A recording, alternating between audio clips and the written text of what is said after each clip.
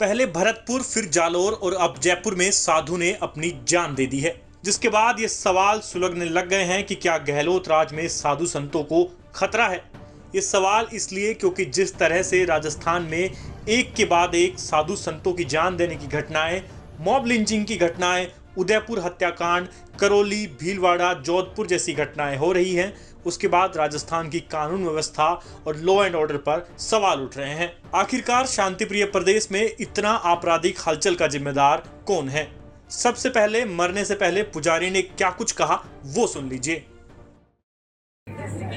क्या नाम है पंडित जी आपका? नाम है राज प्रसाद शर्मा। क्या बात हुई थी? ये मेरे को भाई परेशान कर रहे हैं। कौन कौन? शंकर जोशी है, सामरमल अग्रवाल है, ये 5। क्या बात हुई थी आज? मैं तो मंदिर आ जाता, पकड़ लिया साले ने। सुबह क्या बात हुई थी सुबह आज?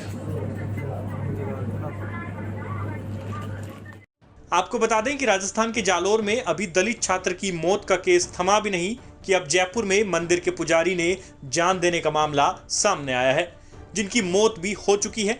पुलिस ने मामला दर्ज कर अब तक 5 आरोपियों को गिरफ्तार किया है। साथ ही मंदिर परिसर से परिजनों ने एक सुसाइड नोट मिलने की बात कही है, जिसमें विकास समिति के पदाधिकारियों का नाम लिखा है।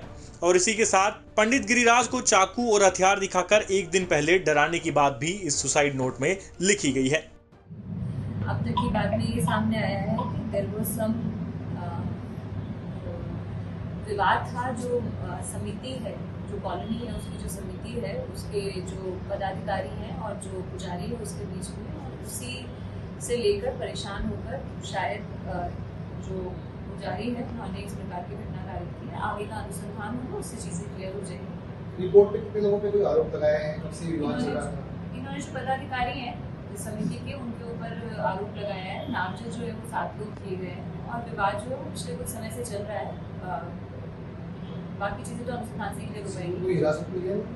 अभी हम पूछताछ कर रहे हैं, पूछताछ के हिसाब से लोगों को लेके आए हैं। ऐसे अरेस्टिंग अभी किसी पहले भी कभी शिकायत मिली पुजारी परिवार की ओर से? पुजारी परिवार की ओर से पुलिस को कोई शिकायत नहीं मिली और समिति वालों की तरफ से हमारे पास एक शिकायत आई थी। उसमें भी अपन ने ऐसी कोई वो नहीं थी। बेसिकली आपस में इनके जो विवाद है वो चल रहा है, तो उसमें अग्रिम अनुसंधान भी क्लियर जाएगी। चलिए अब आपको बताते हैं कि पंडित गिरिराज ने जान क्यों दी। दरअसल रिपोर्ट्स के मुताबिक पंडित गिरिराज को जान देने के लिए उकसाने के आरोप लगे हैं। बताया ये जा रहा है कि 5 आरोपी पुजारी को मंदिर से जबरन निकालने के लिए परेशान कर रहे थे, जिसके बाद पंडित गिरिराज ने परेशान होकर अपनी जान दे दी।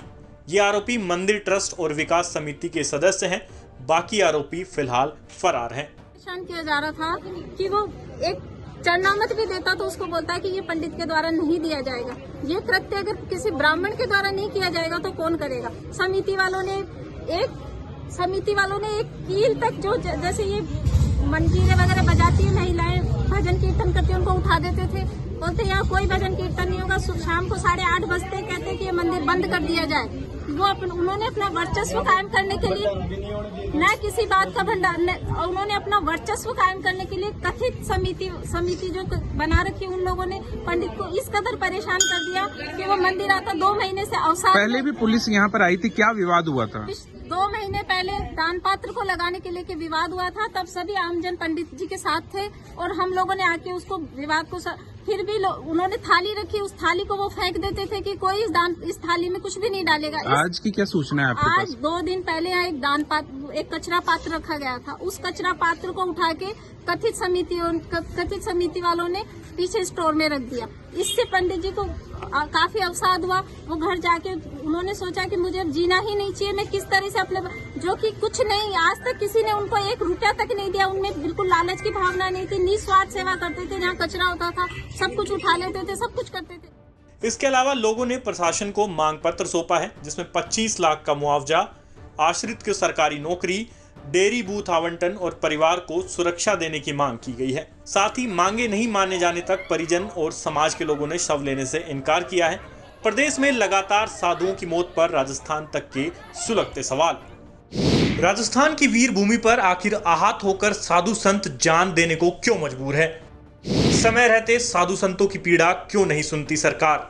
भरतपुर, जालौर, जयपुर में साधु संतों की मौत का कौन है जिम्मेदार? भविष्य में फिर किसी साधु संत को जान नहीं देनी पड़े, इसके लिए सरकार की क्या है योजना? अब तक हुई साधु संतों की मौत पर धरातल पर प्रशासन ने क्या कार्रवाई की?